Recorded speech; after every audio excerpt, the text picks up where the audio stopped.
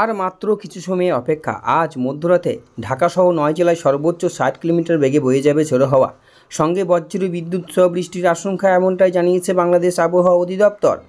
তো বন্ধুরা, আর কিছুক্ষণের মধ্যে বাংলাদেশের কোন কোন জেলায় ধেয়ে আসতে চলেছে এই তুমুল কালবৈশাখী ঝড় বৃষ্টি, এই সিলসিলা আরও কতদিন চলবে, কি জানিয়েছে বাংলাদেশ আবহাওয়া অধিদপ্তর, বিস্তারিত জানিয়ে দেবো ভিডিওটির মাধ্যমে। জানতে হলে ভিডিওটিকে শেষ পর্যন্ত দেখবেন। ভিডিওটি ভালো লাগলে লাইক করবেন, আর এই ধরনের আবহাওয়ার লেটেস্ট আপডেটগুলি জানতে আমাদের চ্যানেলটিকে সাবস্ক্রাইব করে আমাদের সঙ্গে থাকবেন। তাপপ্রবাহের মধ্যেই ঢাকাসহ দেশের বিভিন্ন অঞ্চলে ঝড়ের স্বস্তি বৃষ্টি, এতে গরমের দাপট কিছুটা কমলেও সর্বোচ্চ তাপমাত্রা পারত এখনও 37 ডিগ্রি ঘরেই রয়েছে। যদি আগামী 24 ঘন্টায় তাপপ্রবাহ প্রশমিত হতে পারে, তাপমাত্রা কমতে পারবে বলে সুখবর দিয়েছে বাংলাদেশ আবহাওয়া অধিদপ্তর। এই অবস্থায় রাতের মধ্যেই ঢাকাসহ 9 জেলায় সর্বোচ্চ ঘন্টায় 60 কিলোমিটার বেগে ঝড় উঠতে পারে। আগামী রাত 1টা পর্যন্ত দেশের নদীবন্দরের জন্য দেওয়া আবহাওয়া পূর্বাভাসে এই তথ্য জানানো হয়েছে। সেই সঙ্গে 9 জেলায় নদীবন্দরকে সতর্ক সংকেত দেখানো হয়েছে। আবহাওয়াবিদ AK-M নাজমুল হক জানিয়েছেন, আজ রাত 1টার মধ্যে ঢাকা ছাড়াও যশোর, খুলনা, ফরিদপুর, মাদারীপুর, নোয়াখালী, কুমিল্লা, চট্টগ্রাম, সিলেটের উপর দিয়ে পশ্চিম অথবা উত্তর পশ্চিম দিক থেকে ঘন্টায় 60 কিলোমিটার বেগে অস্থায়ী দমকা ঝোড়ো হাওয়ার সঙ্গে বজ্র বিদ্যুৎ সহ বৃষ্টি হবে। গত 24 ঘন্টায় পঞ্চগড়ে, তেঁতুলিয়া, রংপুর দেশে সর্বোচ্চ 100 মিলিমিটার বৃষ্টি রেকর্ড করা হয়েছে।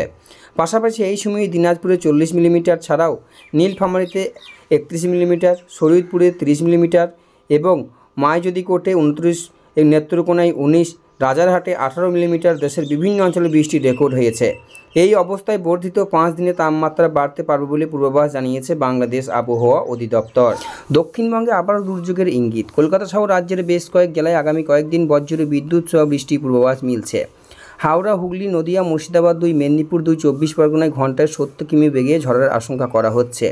বৃষ্টির সঙ্গে বজ্রপাত ও ঝোড়ো হাওয়ার কিছু কিছু এলাকায় পরিস্থিতি জটিল হতে পারে বলে জানিয়েছেন আবহাওয়াবিদরা। শনিবার রাত থেকে দক্ষিণের আকাশে পরিবর্তন দেখা গিয়েছে। কলকাতাতেও রাতের দিকে বৃষ্টি হয়েছে, যা গরমের তীব্রতা কিছুটা কমিয়েছে। তবে এই স্বস্তি সাময়িক। আবহাওয়া দপ্তর জানিয়েছে, মঙ্গলবার পর্যন্ত রাজ্যের বহু জেলায় ঝড় বৃষ্টির সম্ভাবনা থাকবে। বিশেষ করে বিকেল থেকে রাত পর্যন্ত বজ্র বিদ্যুৎ সহ বৃষ্টি হবে। উত্তরে কিছু এলাকায় হালকা মাঝারি বৃষ্টির সম্ভাবনা রয়েছে। মূলত কালবৈশাখীর জন্য এই আবহাওয়া পরিবর্তন বলে জানা গিয়েছে। অতিরিক্ত সতর্কতার জন্য রাজ্যের সংশ্লিষ্ট প্রশাসনিক দপ্তরগুলিকে প্রস্তুত থাকতে বলা হয়েছে। নদী ও সমুদ্র উপকূলবর্তী এলাকাগুলিতে মৎস্যজীবীদের সতর্কবার্তা অবলম্বন করার নির্দেশ দেওয়া হয়েছে।